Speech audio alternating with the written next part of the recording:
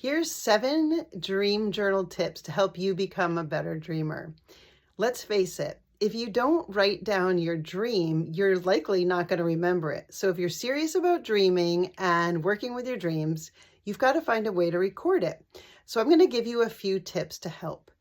Dream journaling, it's a self-reflective process, and it helps us track our patterns, our growth, the transformations that happen in our life over time.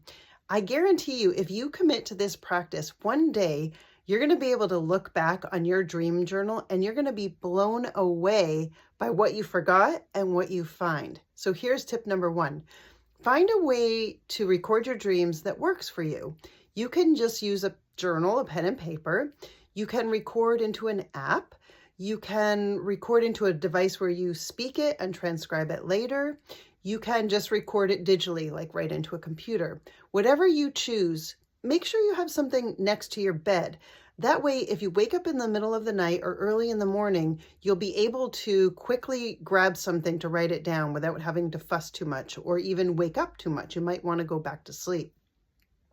When you do this, just record a few key words or phrases that'll help you remember the dream. You don't want to go into recording the entire dream right then. You can do that later after you wake up.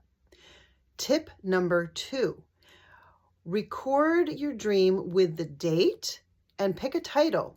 You don't want to fuss too much about a title, just something that comes to the top of your head or will help you actually remember what the dream is about. This way, when you go back into your journal, you'll be able to locate that dream much more easily. Tip number 3, don't forget to include as much detail as possible.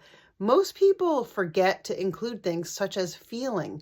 Ask yourself, what was my emotion in the dream? What was I feeling? And what was the quality of light? Was it day? Was it night? Ask yourself what kind of senses were available for you in your dream.